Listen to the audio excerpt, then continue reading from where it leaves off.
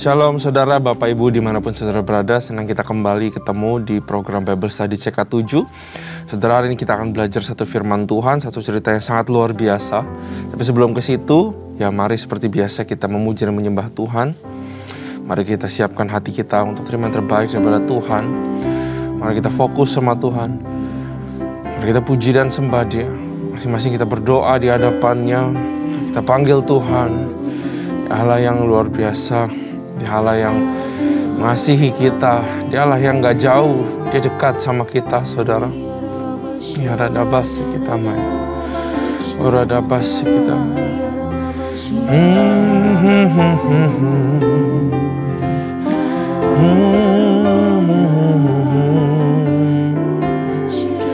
Oh, haleluya, haleluya. Haleluya. Yesus Tuhan, mulialah namanya. Yesus Allahku, besar kasih-Nya. Dahulu, sekarang, dan sampai selamanya. Kasih-Nya tak pernah berubah. Yesus Tuhan, mulialah namanya. Yesus Allahku, besar kasih-Nya. Dahulu, sekarang, dan sampai selamanya. Kuasa-Nya tak pernah berubah. Dia sanggup, Yesus sanggup melakukan perkara yang besar. Dia sanggup, Yesus sanggup memulihkan yang terluka, menyembuhkan yang menderita. Dia sanggup memulihkan hidupku.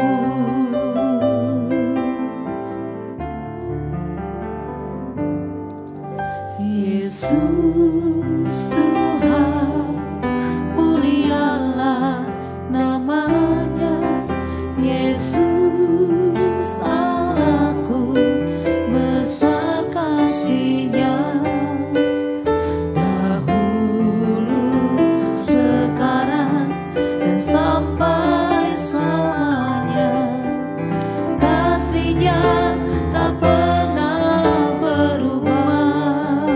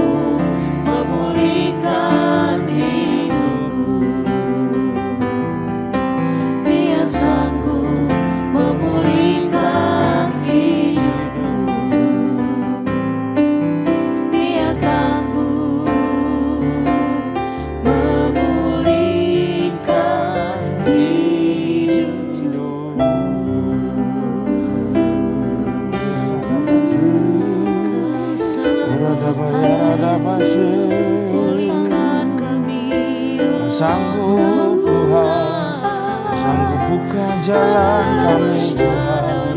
Kau sanggup pulihkan kami, Kau sanggup sembuhkan kami Tuhan. Kaulah yang besar, Kaulah yang kuat, Kaulah yang sanggup.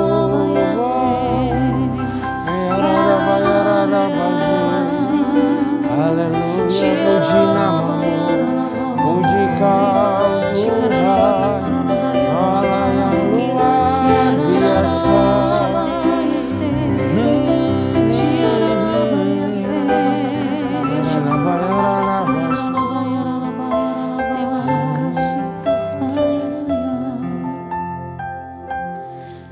Kekuatan di hidupku,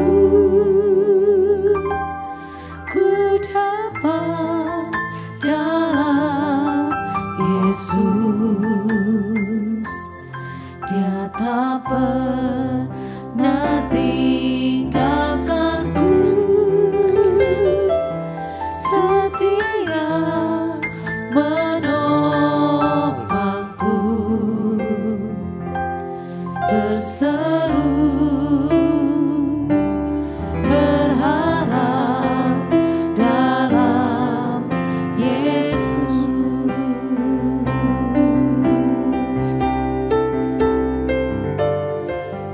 Kekuatan di hidupku,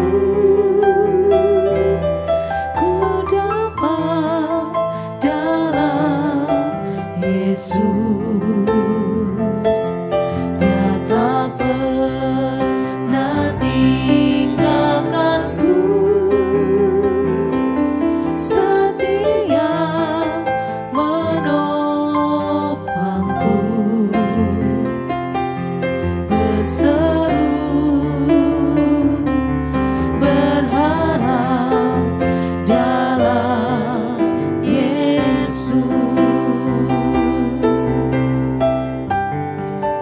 Ajaib Kau Tuhan, penuh kuasa, sanggup pulihkan keadaanku. Dalam tangan-Mu seluruh hidupku tak akan goyah selamanya. Ajaib Kau Tuhan, penuh kuasa, sanggup pulihkan keadaanku.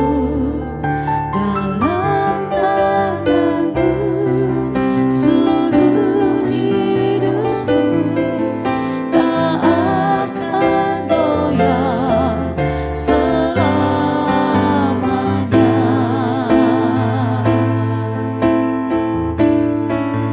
Ajaib Kau Tuhan, penuh kuasa, sanggup pulihkan keadaanku.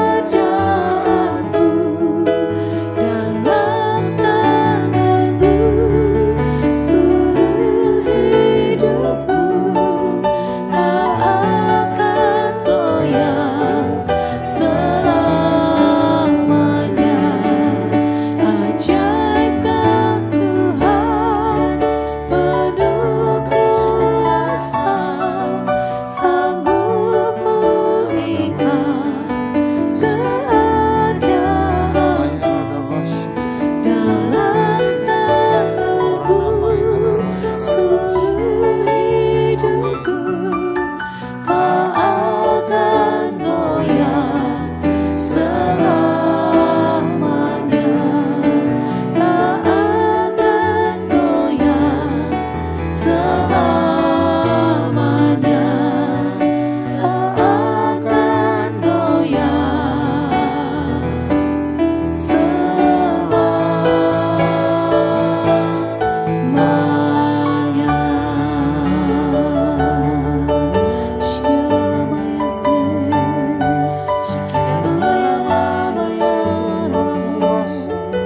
Shia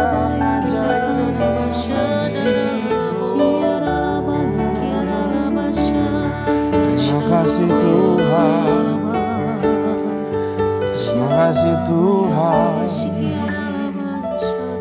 Thank you Jesus. Terima kasih Tuhan buat penyertaan-Mu dalam kehidupan kami ya Bapa. Kami perlukan Engkau Tuhan, kami perlukan firman-Mu ya Bapa. Karena itu berikanlah urapan kepada hamba-Mu, lidah bibir hamba-Mu diurapi untuk mengatakan perkataan yang ajaib, yang penuh kebenaran, keberanian. Berikanlah kata-kata yang baru, sembunyikan hamba-Mu di balik salib-Mu. Buka telinga kami, buka hati kami supaya kami bisa mendengar dan kami bisa mengerti, mendapatkan sesuatu untuk kehidupan kami Tuhan. Kami serahkan Tuhan pembelajaran ini ke dalam tangan-Mu. Hanya di dalam nama Tuhan Yesus Kristus kami berdoa. Amin. Sekali lagi saudara shalom dan salam damai sukacita. Nah hari ini kita akan belajar 2 Raja-Raja pasal yang kelima tentang Naaman yang disembuhkan. Nah ini satu cerita yang sangat luar biasa sekali saudara. This may be one of my favorite story in the Bible. Karena begitu banyak rahasia yang tersimpan di dalam sini, saudara. Ya, mari kita buka Alkitab saudara. Naaman disembuhkan 2 Raja-Raja pasal yang kelima. Nah, mari kita baca, saudara. Naaman disembuhkan. Naaman panglima Raja Aram adalah seorang yang terpandang di hadapan tuannya dan sangat disayangi. Sebab oleh dia Tuhan telah memberikan kemenangan kepada orang Aram, tetapi orang itu seorang pahlawan tentara sakit kusta. Jadi Naaman adalah seorang panglima Raja Aram. Ya dia terpandang, dia favorit, dia berkuasa, dia punya tentara. Dia menang perang terus saudara. Sehingga menjadikan Naaman adalah seperti seorang pahlawan, punya influensi yang besar. Mungkin raja pun bisa takut sama dia. Ya. Dari segala sesuatu yang dia miliki, dia punya jabatan, dia punya tahta, dia punya kuasa saudara. Dan kita yakin bahwa dia juga punya material. Karena dia sudah level commander atau general. Tapi ada satu kekurangan Naaman di sini, ya. Walaupun dia punya segalanya, dia sakit kusta. Nah, ayat 2, orang Aram pernah keluar bergerombolan dan membawa tertawan seorang anak perempuan dari negeri Israel yang menjadi pelayan pada istri Naaman. Nah, tawanan ini yaitu gadis Israel itu Berkata gadis itu kepada nyonyanya, sekiranya tuanku menghadap nabi yang di Samaria itu, maka tentulah nabi itu akan menyembuhkan dia dari penyakitnya. Lalu pergilah Naaman memberitahukan kepada tuannya, katanya, begini-beginilah dikatakan oleh gadis yang dari negeri Israel itu. Maka jawab Raja Aram, baik, pergilah dan aku akan mengirim surat kepada Raja Israel. Lalu pergilah Naaman dan membawa sebagai persembahan 10 talenta perak dan 6.000 sikal emas dan 10 potong pakaian. Ia menyampaikan surat itu kepada Raja Israel yang berbunyi, sesampainya surat ini kepadamu, maklumlah kiranya bahwa aku menyuruh kepadamu Naaman pegawaiku supaya engkau menyembuhkan dia dari penyakit kustanya. Segera sesudah Raja Israel membaca surat itu, dikoyakkanlah pakaiannya serta berkata, alahkah aku ini yang dapat mematikan dan menghidupkan, sehingga orang ini mengirim pesan kepadaku supaya kusembuhkan seorang dari penyakit kustanya. Tetapi sesungguhnya perhatikanlah dan lihatlah, ia mencari gara-gara terhadap aku. Segera sesudah didengar Elisa abdi Allah itu bahwa Raja Israel mengoyakkan pakaiannya, dikirimkanlah pesan kepada raja bunyinya, kenapa engkau mengoyakkan pakaianmu? Biarlah ia datang kepadaku supaya ia tahu bahwa ada seorang nabi di Israel. Stop dulu sampai sini, saudara. Jadi ada seorang pelayan, ya, gadis sederhana yang notabene-nya nggak punya apa-apa, hidup sebagai pelayan, hidup sebagai budak. Tapi ternyata dia punya solusi untuk menyembuhkan Naaman. Kebalikannya Naaman yang punya segala sesuatu, nggak punya cara menyembuhkan dirinya sendiri. Ya. Artinya begini saudara, segala sesuatu yang kita punya di dunia itu terbatas kemampuannya. Tapi justru kepada yang tidak punya apa-apa, kepada yang lemah, kepada yang istilahnya budak, kepada istilahnya orang tawanan yaitu gadis ini, justru Tuhan memakai dia, memberikan hikmat untuk kasih tahu ke Naaman. Ya, kalau dia bisa sembuh, pergi ke Samaria ketemu nabi namanya Elisa. This is the pattern of God, di mana Tuhan itu suka memakai yang bodoh, yang ditertawakan dunia, yang dihina dan ditindas sama dunia, untuk mengalahkan justru orang-orang yang pintar, orang-orang yang berkuasa di dalam dunia, saudara. Ya, apa rema buat kita sampai sini, saudara? Apalah artinya mempunyai segala sesuatu kalau kita nggak punya kesehatan, ya contohnya di sini. Apalah artinya kita punya uang banyak, tapi mungkin kita nggak punya kebahagiaan. Apalah artinya kita punya segala sesuatu, tapi nggak ada damai sejahtera atau kerukunan di dalam rumah kita. Justru saat seseorang yang tidak punya apa-apa, dia punya sesuatu yang Naaman nggak punya, yaitu dia punya kesempatan dipakai Tuhan untuk menolong orang. Tapi Naaman tidak, saudara. Karena itu segala sesuatu yang bersifat eksternal itu bersifat sementara. Tapi marilah kita bangun yang ada yang di dalam. Ya, saudara. Nah, mari kita lanjut. Nah, jadi saya percaya bahwa di ayat 8, bahwa Elisa ini menunggu Naaman. Karena Elisa menunggu, dia mendengar abdi Allah itu, ya, si Elisa itu, bahwa dia nunggu Raja Israel nih. Pasti dia disamperin. Karena Elisa tahu segala sesuatu. Dia adalah nabinya, dia ada abdi Allah. Karena Tuhan dari awal pengen berperkara sama yang namanya Naaman, saudara. Dia pengen menyembuhkan Naaman. Dan yang pengen disembuhkan gak cuma kustanya, tapi ada ganjelan atau ada borok di dalam hatinya yang Tuhan pengen dia beresin. Dan itu juga salah satu pesan buat kita semua.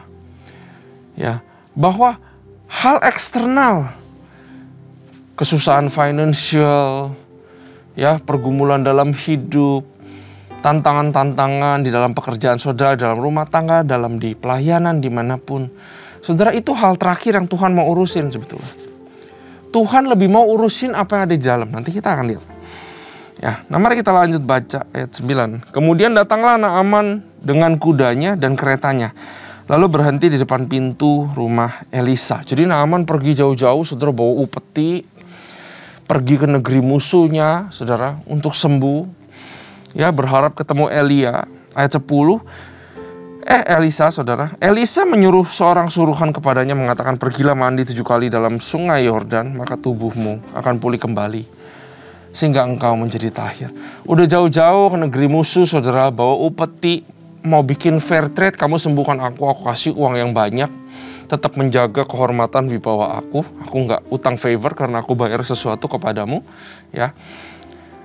Ternyata yang disuruh keluar nyamperin Naaman bukan Elisanya, tapi adalah pembantunya atau bujangnya. Namanya adalah Gehasi, orang suruhannya ini. Ya, bagaimana nggak tersinggung, betul nggak? Naaman kan orang panglima yang punya segala sesuatu. Karena itu responnya atau reaksinya di ayat 11 sangatlah natural, sangatlah normal. Tetapi pergilah Naaman dengan gusar, dia marah sambil berkata, aku sangka bahwa tidak-tidaknya ia datang keluar, berdiri manggil nama Tuhan Allahnya, lalu menggerak-gerakkan tangannya di atas tempat penyakit itu dan demikian menyembuhkan penyakit kustaku. Jadi harapannya itu orang keluar, berdoa di hadapan Naaman, tumpang tangan ke penyakitnya dan sembuh. Itu yang diharapkan oleh Naaman, seorang yang powerful, mengekspektasi sesuatu, ya. Sedangkan yang namanya orang yang nggak powerful, orang yang sederhana, kadang-kadang kita nggak expect sesuatu, betul saudara? Karena kita tahu kita bukan siapa-siapa. Karena nggak ada lagi yang perlu direndahkan lagi. Nah, dari sini kita bisa lihat bahwa Naaman ada yang namanya ketinggian hati dalam kehidupannya. Ayat 12 lagi dia berkata, bukankah Abana dan Parpar sungai-sungai Damsik lebih baik dari segala sungai di Israel? Bukankah aku dapat mandi di sana dan menjadi tahir?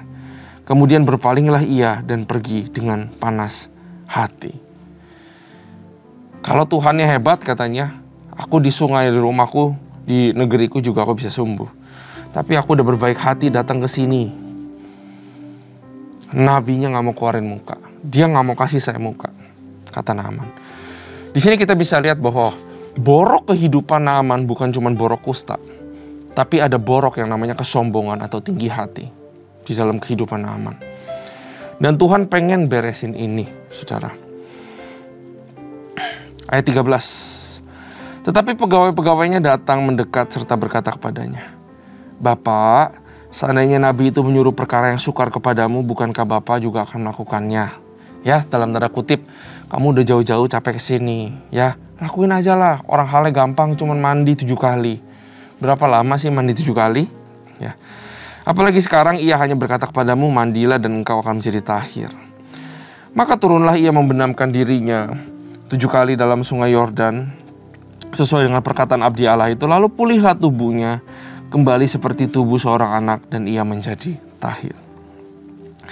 Baru setelah itu dia ketemu Elisa. Kemudian kembalilah ia dengan seluruh pasukannya kepada abdi Allah itu. Setelah sampai, tampillah ia ke depan Elisa dan berkata, sekarang aku tahu ya bahwa di seluruh bumi ini tidak ada Allah kecuali di Israel. Karena itu terimalah kiranya suatu pemberian dari hamba-Mu ini. Tetapi Elisa menjawab, demi Tuhan yang hidup, yang di hadapannya aku menjadi pelayan, sesungguhnya aku tidak akan menerima apa-apa. Dan walaupun Naaman mendesak supaya menerima sesuatu, ia tetap menolak. Akhirnya berkatalah Naaman, jika demikian biarlah diberikan kepada hamba-Mu ini tanah sebanyak muatan sepasang bagal. Sebab hamba-Mu tidak lagi akan mempersembahkan korban bakaran atau korban sembelihan kepada Allah lain kecuali kepada Tuhan. Dan kiranya Tuhan mengampuni hamba-Mu ini dalam perkara yang berikut, apabila Tuanku masuk ke kuil Rimon untuk sujud menyembah di sana, dan aku menjadi pengapitnya sehingga aku harus sujud menyembah dalam kuil Rimon, kiranya Tuhan mengampuni hamba-Mu ini dalam hal itu. Pergilah, berkatalah Elisa kepadanya. Maka berkatalah Elisa kepadanya, pergilah dengan selamat. Nah, mari kita habisin dulu saudara. Setelah Naaman berjalan tidak berapa jauh daripadanya, berpikirlah Gehazi, ya, ini bujangnya. Sesungguhnya tuanku terlalu menyegani Naaman. Menyegani apa? Abdi Allah, wakilnya, backingannya Tuhan. Dia nggak takut sama sekali dengan siapapun. Ini adalah licik-licik pinter-pinternya Gehazi. Sesungguhnya tuanku terlalu menyegani Naaman seorang Aram ini dengan tidak menerima persembahan yang dibawanya. Demi Tuhan yang hidup, sesungguhnya aku akan berlari mengejar dia dan menerima sesuatu daripadanya. Kalau Elia nggak mau, aku mau katanya. Orang banyak kok persembahan kasih yang mau dikasih. PK-nya gede. Ayat 21. Lalu Gehazi mengejar Naaman dari belakang. Ketika Naaman melihat ada orang berlari mengejarnya, turunlah ia dengan segera dari atas kereta untuk mendapatkan dia dan berkata, selamat. Jawabnya, selamat tuanku. Elisa menyuruh aku mengatakan, baru saja datang kepadaku 2 orang muda dari pegunungan Efraim, dari antara rombongan Nabi. Baiklah, berikan kepada mereka setalenta perak dan 2 potong pakaian. Naaman berkata, silakan, ambillah 2 talenta. Naaman mendesak dia dan membungkus 2 talenta perak dalam 2 pundi-pundi dan 2 potong pakaian. Lalu memberikannya kepada 2 bujangnya. Mereka ini mengangkut semuanya di depan Gehazi. Setelah mereka sampai ke bukit, disambutnyalah dari tangan mereka, disimpannya di rumah dan disuruh kedua orang itu pergi, maka pergilah mereka. Baru saja Gehazi masuk dan tampil ke depan tuannya, berkatalah Elisa kepadanya. Ini artinya nih gak boleh main-main loh sama hambanya Tuhan loh. Sama Tuhan itu sendiri loh. Dia nanya, dari mana Gehazi? Jawabnya, hambamu ini tidak pergi kemana-mana. Tetapi kata Elisa kepadanya, bukankah hatiku ikut pergi ketika orang itu turun dari atas keretanya mendapatkan engkau? Dia bilang, aku tahu. Maka sekarang engkau telah menerima perak, dan dengan itu dapat memperoleh kebun-kebun, kebun zaitun, kebun anggur, kebun domba, lembu, sampai tahu apa isi hatinya. Loh, ternyata mau beli ini, mau beli itu. Ayat 27, tetapi penyakit kusta Naaman akan melekat kepadamu dan kepada anak cucumu untuk selama-lamanya. Maka keluar lagi Gehazi dari depannya dengan kena kusta putih seperti salju. Nah, kita belajar apa saudara di sini? Kita belajar seorang panglima yang belajar namanya kerendahan hati. Borok sesungguhnya adalah kesombongan. Menurut saya Naaman sudah belajar beberapa cara untuk merendahkan hati saudara. Seorang panglima harusnya tidak mendengar perkataan pelayannya. Kamu ke Samaria aja, ada yang bisa sembuhin ya. Kalau kita orang yang sombong banget saudara. Orang sombong itu kan gak bisa dengar ngomongan orang. Orang sombong itu mikirin diri sendiri. Dia yang paling benar, dia yang paling tahu, dia yang paling hebat. Selalu punya keinginan untuk dihormati, dihargai, ditakuti. Segala kehidupan yang kecil-kecil semua orang harus tahu. Pencapaiannya orang harus tahu. Ya, itu orang sombong saudara. Tapi tapi hebatnya saudara, Naaman itu belajar dengar apa kata hambanya yang perempuan ini. Dan waktu dia marah dan gusar di depan rumah Nabi Elisa, bujangnya nasihati dia, kamu lakukanlah, sudah mandi aja 7 kali. Dia juga dengerin, saudara. Artinya Naaman itu bisa mendengar nasihat. Ya, luar biasa sekali, saudara. Dia mendengar nasihat dari orang-orang yang harusnya dia bisa nggak dengerin. Gitu. Nah, pertanyaannya bagaimana dengan saudara dan saya? Apakah kita senantiasa bisa menerima nasihat, apalagi nasihat dari orang-orang yang lebih kecil, orang-orang yang lebih muda? Istilahnya orang-orang yang mungkin lebih nggak tahu apa-apa dari saudara. Saudara, nasihat adalah bentuk penyertaan Tuhan. Tanpa kerendahan hati, saudara akan menolak nasihat.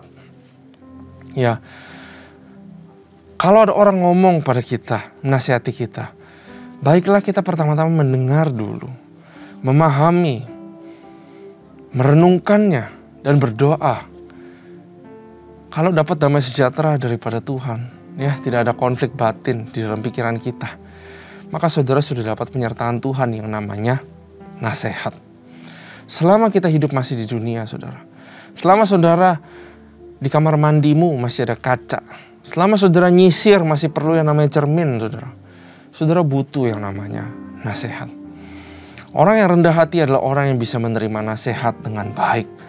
Orang yang rendah hati, orang yang mencari nasihat. Bukan cuma bisa menerima, tapi orang yang bijaksana. Itu adalah orang yang mencari nasihat dalam kehidupan. Karena tanpa penasehat hancurlah kehidupan, tapi sukseslah hidup. Atau menanglah perkara apabila banyak penasehat, begitu kata firman Tuhan. Ya, Tuhan mengajarkan rendah hati ini kepada kita semua dan juga kepada Naaman. Ya. Tapi ternyata belum cukup, kata Tuhan. Cuman kamu bisa dengar nasihat. Masih ada lagi level kerendahan hati yang kamu harus capai. Karena itu aneh, saudara. Kenapa Elisa seperti sengaja suruh bujangnya? Emang dia malas atau dia apa? Dia suruh bujangnya. Waktu bujangnya yang keluar, apa yang kena di kehidupan Naaman? Harga dirinya kena. Kurang ajar ini Nabi. Saya ini, ya gitu ya, seringkali kita gitu ya sebagai orang benar. Saya ini, kamu nggak tahu saya itu siapa. Setidaknya dia keluarin mukanya. Suruh nyebur di kolam, ya udahlah saya nyebur. Setidaknya yang ngomong si nabinya dong, jangan pembantunya. Disikat habis, saudara, harga dirinya, betul? Lalu kenapa Sungai Yordan? Kenapa caranya adalah harus ke Sungai Yordan? Mandi di situ, kenapa harus Sungai Yordan, saudara? Kenapa nggak ditumpang tangan aja sembuh toh? Akhirnya dia juga bersyukur mungkin ya. Karena Tuhan pengen urusin kesombongannya. Urusin kusta, easy, gampang. Tapi kata Tuhan, kalau orang yang sombong gak bisa dapat mujizatku. Orang yang sombong gak bisa dapat pertolonganku, pemeliharaanku, terobosan daripadaku, promosi daripadaku hanyalah kepada untuk orang-orang rendah hati. Karena itu harus dihajar habis harga dirinya. Dan Naaman dipaksa untuk membuang gengsi dan egonya. Karena dia harus ke Sungai Yordan. Dia harus buka bajunya dia, saudara. Dia harus buka jubah kehormatan dia, jubah kemenangan dia, jubah panglimanya. Dia harus menjadi kosong dan nothing di sungai itu. Dan waktu dia buka, saudara, bisa jadi tentara yang ikutin dia. Orang-orang Israel yang ada di sungai itu bisa ngelihat dia. Wah, panglima. Tapi kusta. Ternyata selama ini dia sembunyikan kusta. Ya. Dihajar lagi kerendahan, keharga diriannya dia. Dihajar lagi kehormatan dia. Harus copot kehormatan. Itu artinya rendah hati. Copot mahkota kita di hadapan Tuhan. Jadi kacang gak lupa kulit. Ingat bahwa kita siapa. Hanyalah manusia berdosa. Manusia nothing. Gak punya hak untuk macam-macam. Tapi Tuhan mau terobosi kehidupan kita. mau benahi hati kita, supaya kita dapat yang namanya berkat, terobosan, mujizat, dan pertolongan. Saya encourage saudara untuk introspeksi diri kita masing-masing. Masih adalah kesombongan? Masih adakah kesombongan dalam hidupku? Apakah aku orang yang sombong? Apakah aku orang yang arogan? Ya, saya juga mau belajar, saudara. Karena kerendahan hati sungguhlah satu kunci kemenangan, satu kunci perkenanan sama Tuhan. Saudara mau deket sama Tuhan, gak perlu teriak-teriak puasa, gak perlu hafal firman Tuhan semua, gak perlu pelayanan, cukuplah jadi orang rendah hati, saudara. Mari kita berdoa. Terima kasih Tuhan buat firman ini. Kami bersyukur Tuhan, jadikanlah kami orang-orang yang mau belajar untuk rendah hati, untuk belajar terima nasihat, untuk belajar senantiasa tanggalkan ego dan juga gengsi kita. Bapak, apabila kita melakukan salah, biarlah kami tanggalkan ego dan kami bisa meminta maaf terlebih dahulu. Berikanlah kami hati yang lembut, sehingga kami bisa belajar yang namanya kerendahan hati. Dan dengan itu kami berkenan di hadapan-Mu. Terima kasih Tuhan buat firman ini. Sungguh sangat bagus cerita ini, Tuhan. Terima kasih sudah mengajarkan kami, ya Bapa. Terima kasih ya Tuhan. Hanya di dalam nama Tuhan Yesus kami telah berdoa. Haleluya. Amin. Tuhan Yesus memberkati.